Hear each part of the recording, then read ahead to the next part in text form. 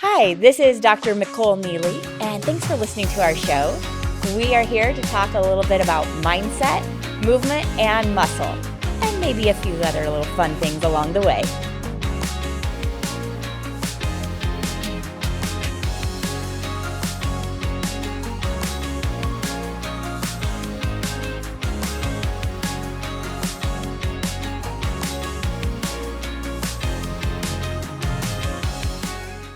Dr. Micol here, helping you be sassy and strong. And how better to be sassy than with some good relationships and sex? So I am so excited to have you here today.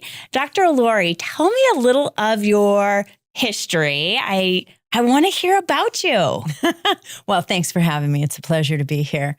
I am a sexual wellness and relationship coach. I didn't start out that way, but I've been doing that for the last 15 years. Wow. So I work with women, men, and couples basically to have, better, healthy relationships, deeper connections, and, some toe curling ecstasy in the bedroom. Perfect. Which we all like. Yeah. So tell me a little what it looks like. A lot of us hit midlife and think life's over. You're stressed. You're going crazy. You've got either kids to run after, a career to chase, and you're run down.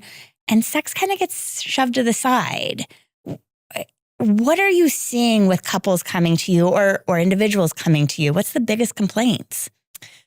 Well, no, that's a huge question, right? There's complaints everywhere. But, let me say it like this. When I first started doing this, everyone came because they were like, I wanted better sex and more sex. Mm-hmm. So they would come, I would give them all the tips and tricks and all the fun things to do in the bedroom, and they would get results. But what I started to find is that wasn't enough. You can have better sex in the moment, but it wasn't solving the problem. Interesting. The problem is actually really multidimensional in all the areas of wellness. And it wasn't just what was happening in the bedroom, because our life, our career, our family, our sex life all gets fueled from that same gas tank, from that same fuel. Yeah. So when your energy, as when your energy and all of that fuel is gone, you don't have it for anything.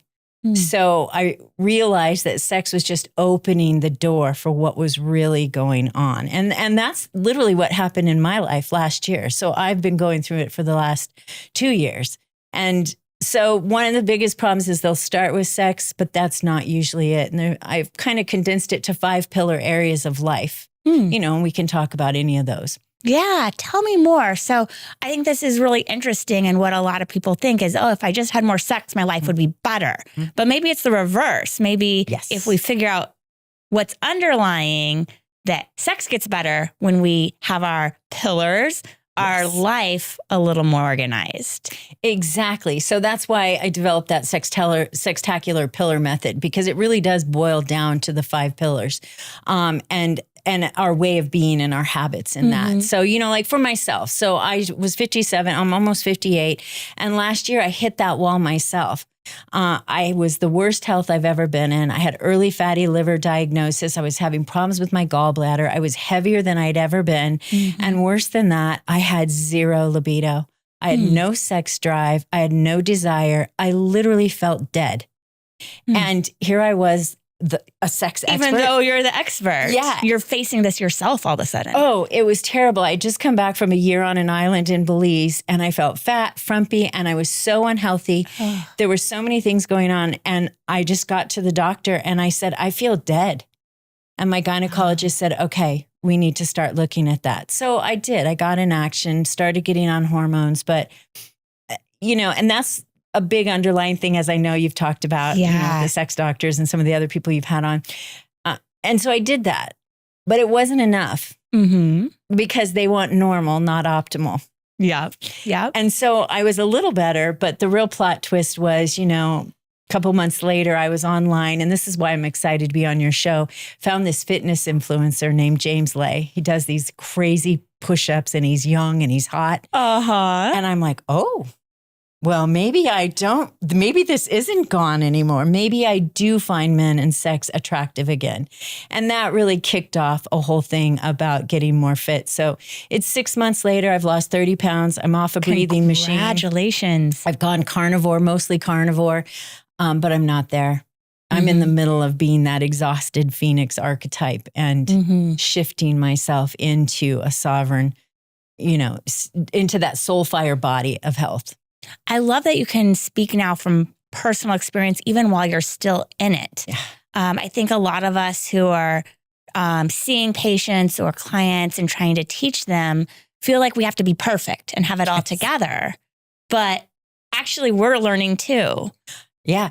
No, and it was really hard because I was having an identity crisis, Sure. and I'm sure you feel this too as a doctor. I mean, I don't want to put my coaching clients through anything I haven't done. I walk the talk, I do the work, and I've never arrived, but how could I do this for them if I wasn't living it and breathing it? So it impacted my business and my whole life for a year. So it was a big identity crisis to do that. And I had to choose.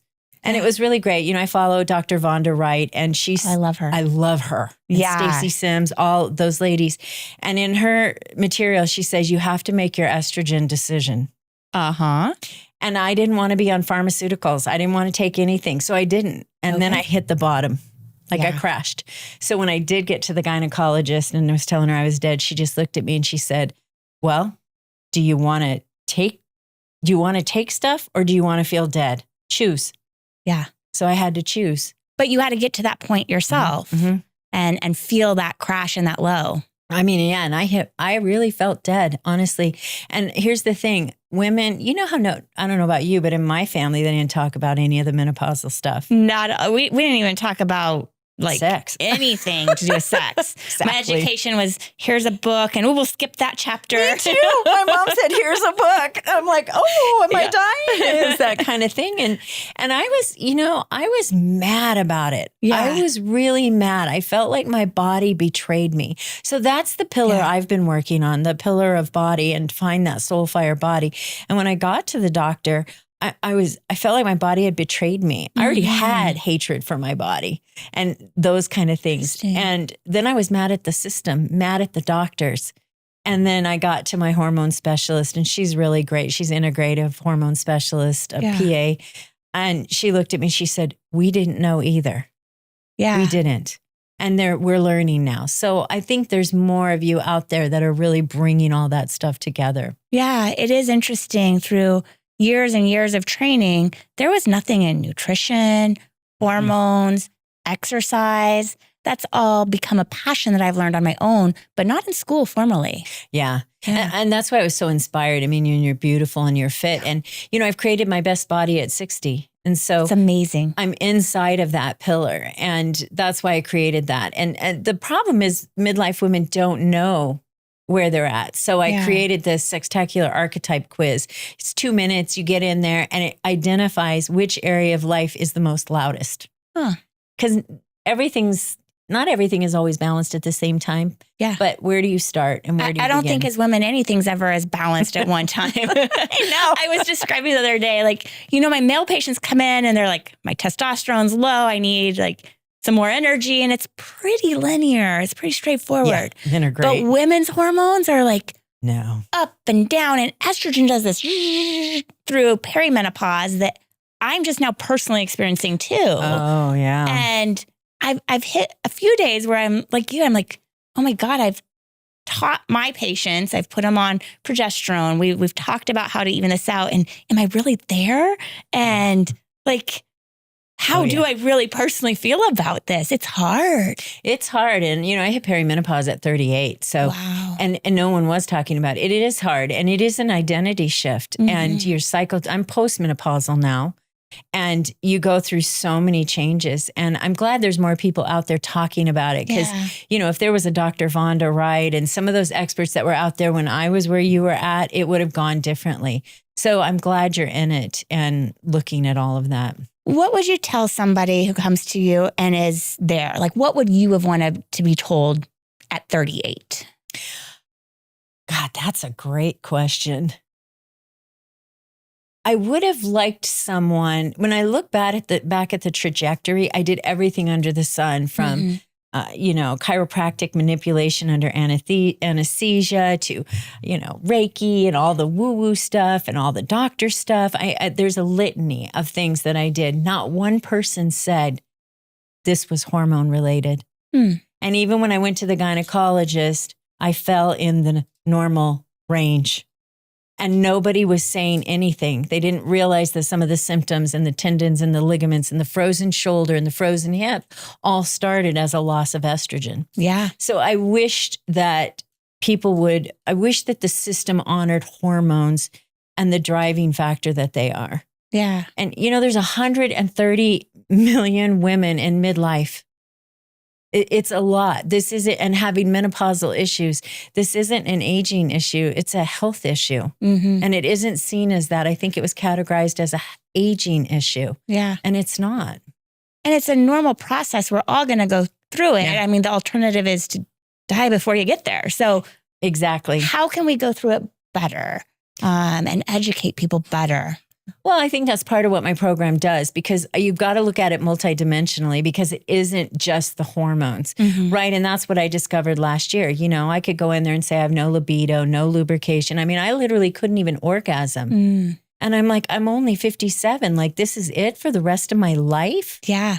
But it wasn't. There were other things going on in my life. So that's why those different pillars of life, one is the body. One is you can be that archetype of the lost queen. Like, who am I? Tell me more, because the body we need hormones. Tell me more about this. Yeah. So, and these are the women that feel lost. They don't know who they are anymore. Yeah. They don't know what their identity is. They might put it all into their family or all into their career. And so how do they become that sovereign woman and own the space that they're in?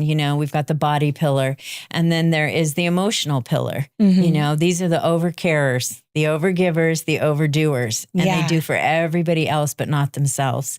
And then they're exhausted and depleted. Yeah. So they've got to work through that emotional stuff. And then there is the relationships, which I'm sure you see. It's that roommate. It's the archetype of the roommate lover. And that's what you see in these long-term marriages in my generation, the Gen X and baby boomers. And how do you become a sacred lover? And that's part of what I help them do, because all of them are interrelated. And then the last one is community. And this was one that hit hard last year, because I'm the one that does everything for everybody, and I overgive, and I did all that. And I actually needed help last year, and I couldn't ask for it. But I have such a great community. They came in and provided it. So it isn't one area. It's a woman's whole life. Just like you said with men, it's more of a straight shot. Not that it isn't for them. Yeah. But it's all of those areas of wellness. Yeah. And I mean, men and women are different. We're made a little different. We need help in different ways. I think so many women can relate to what you're saying is they've spent their years, they've had the kids, they've given their whole life into raising them or being the perfect wife. And our generation, this is just what you were expected to do. Yeah. And then what would be your first piece of advice to someone who's feeling this and going, I'm not having sex like I like. I have a dead relationship that just I feel nothing in, but I want to still live, because 40s and 50s are still young. Yes, it is. You're barely halfway through life. Yeah. What do you do? What's the first step? Well, I think for me, like, I created the tool. I created this quiz so they could figure out where to start, because I think the thing that disempowers people is, where do I start with all of it? Yeah. You've got a person in the sandwich generation taking care of their parents, taking care of their kids, a career, and all of this. So, I developed this little tool that you can go on and take the quiz, and it'll show you which area to work on.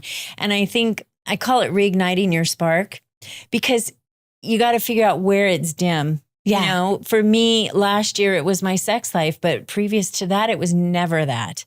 This year I'm on fire with my body, so I think we're all in a different spot. So I guess the answer to that is, one is figure out where your light is dim. Where's your spark missing? And you'll probably appreciate this. I always go to the physiology first, because I'm like, if your body is not working right, or your hormones are working against you, or something's off, then nothing works. Yeah.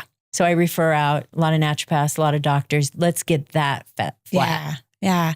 I've seen people come in and they're like, well, I can't feel anything. And they're like, when's the last time you even had a physical? And sometimes they've gone 5-6 years because they're like, well, I was just too busy, had to get the kids to this and that. And then you get those labs and their thyroid's off, their insulin resistance, blood sugar makes such a difference in intercourse. I mean, for men too, you can't get an erection if those nerves are all inflamed or not working. Exactly. And that's what was going on with me last year. I was literally going to the bathroom every 2 hours, and it affects everything. And not all the doctors are talking about it. I kept going. I have insulin resistance. No, you don't. Then I'm finally like, I have insulin sensitivity. No one listened. Not one provider. I had to figure it out on my own. So I think it is huge. And when you look at obesity and you just look at the health crises alone in women and men, it isn't just a sex and aging problem.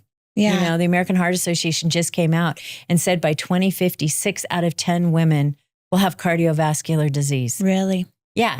And it's like 60% of men that are 65 and older, which is still very young, have erectile dysfunction. Yeah. And you see it. And they all come in feeling bad and like they're the only ones and they don't want to talk about it, but they're not. What's the statistic? What's the percent? It's 60% of men, 65 and older, have erectile dysfunction. That's a huge number. Yeah. And like 70% of menopausal women are having problems. Yeah. Out of 130 million. That's a lot. But I think the one that really got me that I was looking at this morning is the loneliness. Mm-hmm. And here's what it is. And I'm really in the business of building the relationship with yourself. Mm-hmm. Which is why. And where is that? Does that start in your emotions, being an overcarer or an overgiver? Does it start with you're too involved in a community or you're too isolated? Mm-hmm. Or, what are you wrapped up in? Because loneliness, they're saying now that how we're living our lives is as unhealthy as smoking 15 cigarettes a day. Yeah. That's I believe how it. Damaging loneliness is. And so if you're not connected to yourself, how can you connect to somebody? Or if you're not connected to your body? Yeah. I think that you've nailed it. Like that's huge. Mm-hmm. As technology expands and grows, like we stop relating with people and getting the dopamine from scrolling or the memes. Exactly. But what we really need is a relationship and a connection. Mm-hmm. And we all do like what you said, you need to go to the doctor and you don't go. You numb the symptoms. Women will push it down. Men too, and this. Healthcare with men is just a crisis, and they usually don't come in unless a woman propels them to go in, and that's a huge area. And then the technology, do you know that Gen Zs have less sex than Gen Xers? I believe it. I saw something the other day that they're even turning towards AI for their sexual pleasure. Oh, that's a whole other, yeah. And the generations after them will be those generations. So there's no real connection. There's just like a little dopamine hit from words and... Yeah, and that beta generation and the ones that come after, the kids that are born 2025 after, we don't even know what that's going to look like sexually. Yeah. The interesting thing about the Gen Zs is they were the generation that were the Tinder and the swipe left and swipe right. Mm-hmm. They're actually more interested in monogamy than ever before. It's like 80%. And then Gen Xers in my generation are actually more interested in polyamory and non-monogamy. So but the interesting thing about that generation is they were the generation that was the sexual revolution. Mm-hmm. So they're not going down quiet. And I don't know the age group of people you see, but they're in there and they're in demand to want to have sex and to continue to have sex. And enjoy it for years still. Yeah. Like the sex docs we're talking about, they have a patient that's in their 90s. Yeah. And one of my best clients was in her 70s and she was having more sex than all my clients. It was great. I love that. What made the difference? Well, I mean, she was doing the work in those other dimensions. We did a lot of the emotional work and healing some of those things in her relationship with herself, her body issues, and really finding her empowerment. So it was building the relationship with yourself. So that's why I think it's important to know where your light is dim and get that spark going. Sure. I love that analogy. And I think it is so important for us to realize. I have a mindset coach, and she uses pillars. So okay. it relates to me very, very well, because like you have to have the physical, Yep. you have to have the mental, nutrition, Yes, spiritual, yes, and the right rest too. yes. I mean, they all play such a role, and I think like we want that little magic, like just give me my spark now. Mhm. But the way to really make that little spark be a blazing fire that doesn't go out is to have you build a fire the right way. Like you have to have it all. Yeah. And I think it's good to understand, I use a wellness wheel, and it's like, look, I have some people, because I work with women, men, and couples. I have quite a bit of all. I have a lot of men right now. So I'm really seeing some patterns there. But, some women come in with all their finances in check. They're powerful. They've got money. They've got all of that. But, maybe they're not taking care of their health, or they're a sandwich generation. Or you've got people that come in and their relationship is great, their sex life is great, but they're lacking the spirituality. So I think it is important to look at those different pillars. And, it's just which one's the loudest. So that's why I love this little tool, because I bounce in and out of different areas. Yeah. And, right now it's fitness is great. I'm having that same guy that I was watching. Especially a sexy trainer. I know. And here's the plot twist. I'm like, oh my God, he's so hot. Oh, I'll start flirting. And that's like just saying things. And it just got my flirting muscle going. I'm like, I'll never know this person. Well, he actually did a fitness program. So he's now my fitness coach online. Amazing. But super inspiring. And, I love to exercise now. And this is a new relationship with my body. I hated exercise. It was a thing to do. And, I look at you and I'm like, I want biceps like you. And I'm inspired that you can do that. So I'm going to have my best body by 60 and build that relationship. I think you can. Thank you. Someone's coming to you and they said, hey, I'm just not having the sex I want to. I'm only 50. What do you think are the top 3 things they need to get out of their life? Our listeners are probably here going like, ooh, is there something I can just do quick before I see you? Like, where do I start? Well, you probably will like this, but probably the number one thing I would tell them is to stop drinking wine and to stop drinking. Yeah. And it's not that you can't enjoy things, but I think as you get into midlife later, it's just damaging and it doesn't help. And it's a crutch for a lot of women. Yeah. And I would say, I always start with the nutrition and I say, get sugar out. So it's alcohol and sugar, because without the sugar out, you're going to not. Thank you for backing me up on this one. It's lethal. I'm a living proof of it. And you just don't realize what it does in that sensitivity. And I think the third one, if I looked at it from, there's things I could say about their spouse and sex, but I think I would say it's sleep. Yeah. And here's where I'm at. To be honest with you, I used to say, I'll sleep when I'm dead. And I've heard that phrase. And when I was in my 40s and 20s and 30s, I was up all night. I was a night owl. And in menopause, it was like I hit the brakes and slammed into a wall, and it never returned. And now I'm waking up at 5:30 and falling asleep at 8:30, and I hate it. But I'm having to listen to my body. And I had no idea how destructive not sleeping was for decades. Yeah. Decades. And cortisol, stress. And better to get that habit started now. Like, I love those 3 suggestions. It seems so straightforward. Okay, what do we want? We want better sex. Before you even go see Dr. Lori, get rid of alcohol. Yes. Get rid of sugar and sleep. Yeah. That's a great start. I think that alone gets some of that spark going again. Yeah. And part of what I do, it's like, I'm a behavior change expert. So that's what my background is. How do you actually change the behavior? Because we can learn anything. Yeah. But the real work is lifelong changes. And so that's why we work on all of that. And, I'm a velvet hammer coach. Like, I don't mess around because I don't want people on my couch. I want them in their bedrooms and in their lives. And so, when someone comes to me, like say with a broken down relationship, one of the things I'll ask each partner separately is, do you like the way your spouse smells? Interesting. And do you still kiss? Because kissing is like number 3 reason for divorce. Really? Oh, it's huge. And if I can do a lot with people, but if they do not like the way their spouse smells, I can't fix that. And if they're not kissing, and especially the woman, I can't bring that back for them. And then I pretty much know that this is a person that's coming in to end it versus somebody that's coming in to really repair it. So that part is interesting. With men, it's a little bit different. So I'm going to throw this in here to what could they give up? Men, it's a loneliness factor. And what they could give up is being willing to ask for help. Because a lot of men don't have friends, maybe one or two friends, and they rely on their spouse for that emotional support, and they stuff it. This is why men, suicide rate is 4 times higher. Yeah. They're 10 times less likely to get help. Ask for help.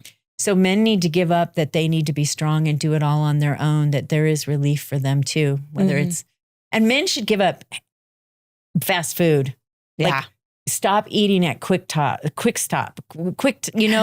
eating at the gas stations. It's not good for you. I'm going to call out my brother here. No, I know. I'm like the first man that says, I'm like, you eat in there? And they're like, all the time. And I like, men don't do that. Every man I ask, they're like, yeah, you just go in and get a hot dog. And I'm like, no. I know. Okay, number one thing we can add. So we've talked a lot, nutrition, sleep, relationships, but I want something. What can I do? Everyone can start today that might give that spark a little bit better. Okay, I'm going to go women, couples, and men. Okay. I think for women, what I would tell every woman to do is start doing whatever makes you feel sexy right now, right here.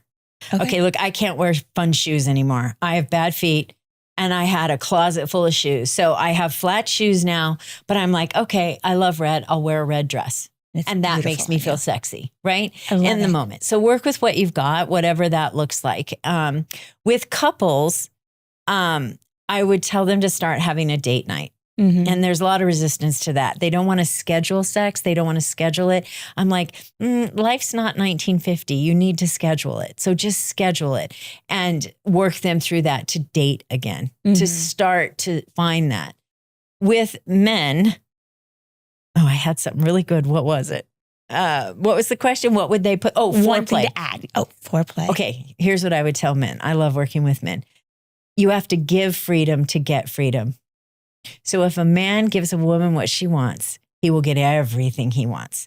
So give her a little bit more foreplay, like 20 minutes, warm her up, get that pipeline going, and you're going to get everything you want, and she's going to come back for more. This is going to be the favorite of every woman out there. They're going to be like, let's replay that. Make sure my husband, my partner, my friend with benefits heard this. Yeah. And the thing I would say to women is stop rejecting them, because men will take the initiative. They will do that. And yeah, some of them need a little training. Like, don't just dive down there and go for it. Like, warm up our whole body. But women need to do it even when they don't feel like it. Because sex is your sex life represents your health. Yeah. So if you're not having sex and it's not working or feeling good, then something else is off. So be willing to get in the car, be willing to let the engine rev up, and be a yes more than you're a no. And be willing to tell your partner what you need. Yes. Because like you said, if you warm it up, you're going to be more willing to give it. So. Exactly. And that's part of that. So when they go and they do that quiz and they see in one of those areas, that's something that comes up in the emotional part, because women do not feel empowered to ask for what they need in the bedroom. Interesting. And so a lot of that work I do with women is how do you build that confidence to say, I like this or I want this. Same with men though, because men often want to go do more. They're more sexually open in that, but they're scared to tell the wife and the mother of their children things that they like. So interesting. You might have a couple, they both want the same thing, but maybe just haven't communicated that. Yeah. And it's, and you've been married for 20 years. How do you say it? And they just, whatever. So we got to bring the life back to that too. Let's get that spark. Yes. I could talk for this for hours. Me too. I love some of these little nuggets and suggestions, but what if someone really wants to dive deep, take your quiz, and work with you for a bit? How do they reach you? Oh, you just go to my website, Dr. Lori Ebert, DrLori Ebert. You'll probably have it somewhere in the podcast. Yeah. I say just go take that 2-minute quiz and see what pillar's not working. They get a nice little spark report, and it's not, one of those cheesy ones that you're like, oh, I just gave my email for that. Yeah. But it's also not a book. You actually get really actionable steps to put in place. And then if you see that you want to do more, you can look at my coaching coaching, or I have a sex, soul, and sovereignty program. I work with couples, women and men differently. So it just depends on what you're looking for. I think this is so important for our lives. I love that you've lived it, felt it, teach it. Thank you.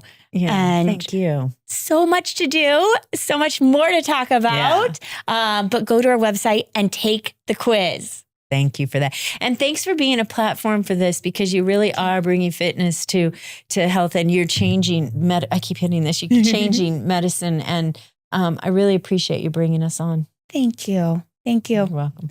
Well, we'll talk again soon. Get some more fitness, sex, love, health. We got it all.